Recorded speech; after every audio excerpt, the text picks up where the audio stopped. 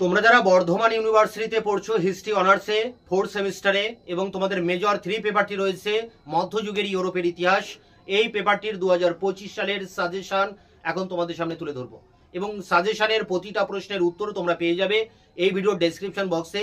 একটি play list রয়েছে, link দেওয়া আছে, সেখানে ক্লিক করলেই তোমরা তোমাদের সিলেবাসের অর্থাৎ এই মধ্যযুগের ইউরোপের মেজর 3 পেপারের সমস্ত কোশ্চেনের অ্যান্সার তোমরা দেখবে সেখানে দেওয়া আছে। 5 এবং 10 নম্বর মিলিয়ে প্রায় 30 থেকে 40টি প্রশ্নের উত্তর আমি ইতিমধ্যে চ্যানেলে আপলোড করে দিয়েছি। তোমাদের মেজর 1, মেজর 2 এই সমস্ত পেপারগুলোর সাজেশন, সমস্ত কোশ্চেনের অ্যান্সার চ্যানেলে দেওয়া আছে। তোমাদের 4th সেমিস্টারে ইতিহাস অনার্সের সমস্ত কোশ্চেন অ্যান্সার তোমরা চ্যানেল থেকে পেয়ে যাবে। তোমরা বাংলায় লিখে কোশ্চেনগুলো সার্চ করবে গুগলে কিংবা ইউটিউবে। যদি তোমরা সাজেশনের কোশ্চেনটা একেবারে বাংলায় লিখে সার্চ করো তাহলে আমার দেওয়া ভিডিও তোমরা পেয়ে যাবে। যদি না পাও আমার হোয়াটসঅ্যাপ নাম্বার 8327540655 নাম্বারে হোয়াটসঅ্যাপ করলে আমি উত্তরের লিঙ্ক তোমাদেরকে পাঠিয়ে দেব।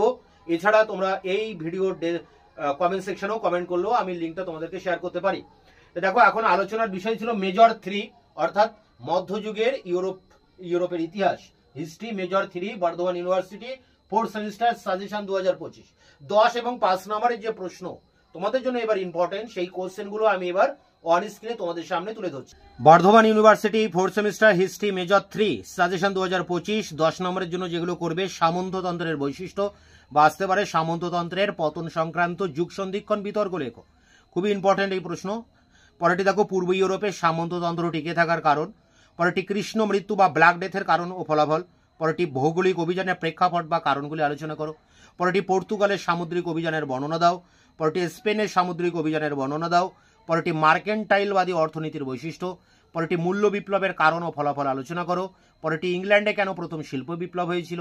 পরেরটি ইংল্যান্ডের অর্থনীতিতে এনক্লোজার আন্দোলনের ফলাফল লেখো। এছাড়া দেখো আরো 2-3টি প্রশ্ন এখানে এক্সট্রা দেওয়া রয়েছে। সাহিত্য শিল্পকলার উপর রেনেসাঁসের প্রভাব। পরেরটি মার্টিন লুথারের ধর্ম সংস্কার আন্দোলনে কি ভূমিকা নিয়েছিল। পরেরটি ইতালিতে কেন প্রথম নবজাগরণ হয়েছিল।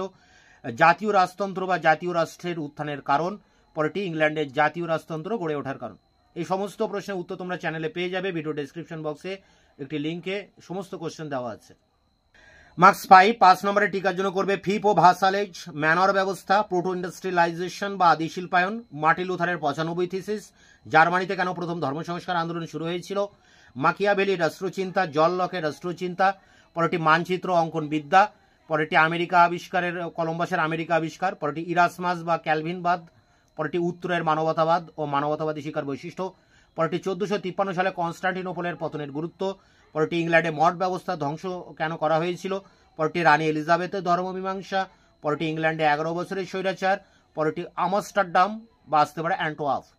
এই সমস্ত প্রশ্নের উত্তর তোমরা চ্যানেলে পেয়ে যাবে। ভিডিও ডেসক্রিপশন বক্সে একটি লিঙ্ক দেওয়া রয়েছে, সেখানে সমস্ত কোশ্চেনের অ্যান্সার দেওয়া আছে। দেখা হচ্ছে অন্য ভিডিওতে, ততক্ষণ চ্যানেলকে সাবস্ক্রাইব করে রাখবে, বন্ধুদের কাছে শেয়ার করবে। ভিডিওটি ভালো লাগলে অবশ্যই একটা লাইক দেবে।